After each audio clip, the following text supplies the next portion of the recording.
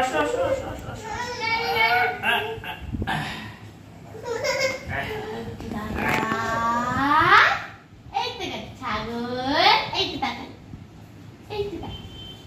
ও ছাগলের গাথাতে ইউজড হয়ে গেছে। গরু।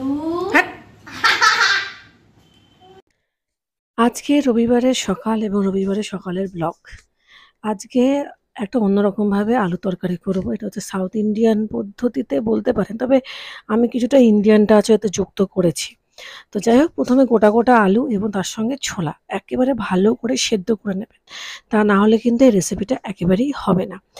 আমি মোটামুটি ৭ থেকে ৮খানা সিটি মেরেছি, যাতে করে আলুগুলো খুব ভালোভাবে সেদ্ধ হয়ে যায় এবং সেই সঙ্গে ছোলাগুলোকে আমি আগের দিন রাতে ভিজিয়ে রেখেছিলাম, ছোলাগুলোও যাতে ভালোভাবে সেদ্ধ হয়ে যায়, সেই জন্যেই ৭ থেকে ৮খানা সিটি আপনাকে দিতেই হবে।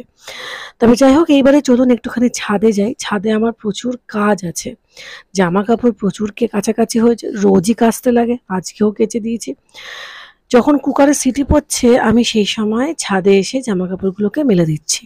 এ তো নিত্যকর্ম, সব গৃহিণীরই একই কাজ। তবে যাই হোক, এরপরে আছে ফুল তোলা। আমার ঘরে যে ছোট্ট একটি সিংহাসন আছে, যদিও সিংহাসনটি আমার মনের সিংহাসন যাকে বলে, তার জন্য কিছুটা ফুল নিয়ে নিলাম।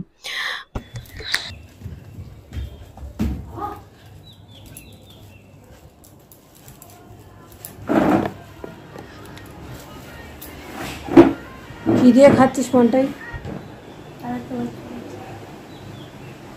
কটা বাজে? তুই কখন ব্রেকফাস্ট করছিস? 12টা বাজে, আমি এখন ব্রেকফাস্ট করছি। স্যার এসছি তো, স্যার পড়িয়ে গেল।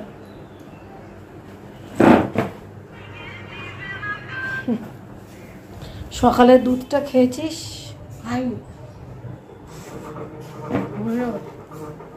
মুহূর্তে আমি চলে এসেছি কারি পাতা তুলতে। তবে এরই মধ্যে বলে রাখি, আলুর রান্নাটাও কিন্তু আমি মাঝে শ্যুট করে নিয়েছি। আমার মেয়েকে খেতেও দিয়ে দিয়েছি, ও খেয়ে ওর ভালোই লেগেছে, কিন্তু ওই ছোলাগুলো খায়নি আর কি।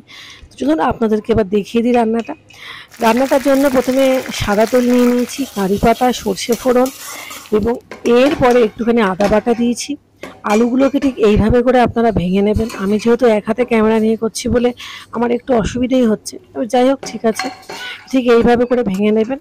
তারপরে এভারেস্টের সাম্বার মশলাটা যুক্ত করে দেবেন, করে একটু নাড়াচাড়া করে নিয়েই আলুটা দিয়ে দেবেন।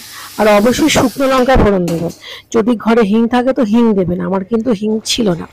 আমার মেয়ে সবটাই খেয়েছে, কিন্তু ছোলাগুলো আর খায়নি।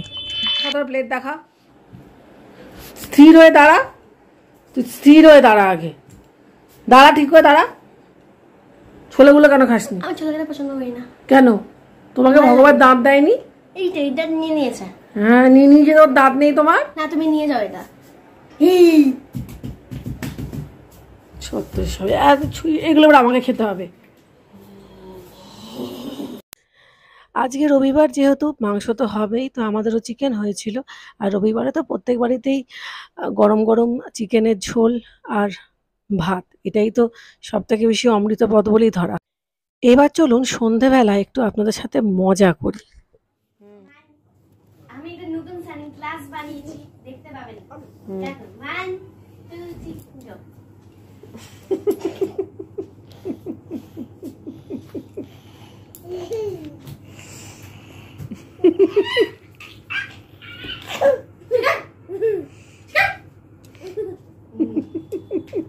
ভাইকে দেখো। দিস না, ওকে দিস না, কিছু হবে না। তাকাও, এইদিকে তাকাও, এইদিকে তাকাও।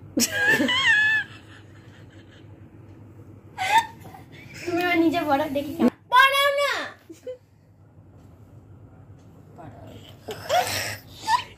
কিছুই তো দেখতে পাচ্ছি না। সেটা তুমি ভিডিওতে দেখে নেবে। আয় ভগবান, আমাদের এই সময় একটুখানি দুষ্টুমি চলছে, দুষ্টুমি। আমি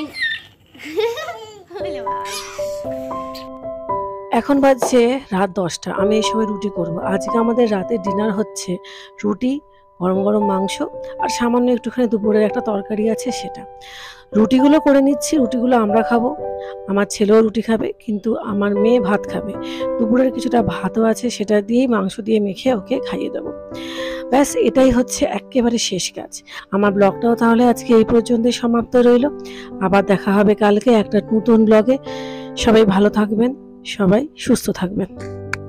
ব্লগটা ভালো লাগলে একটা লাইক করে দেবেন, একটা কমেন্ট করবেন। আমার ব্লগ আপনাদের আদৌ ভালো লাগছে কিনা আমি কি করে বুঝবো বলুন, না বললে একটা কমেন্ট করবেন আর সাবস্ক্রাইব করবেন।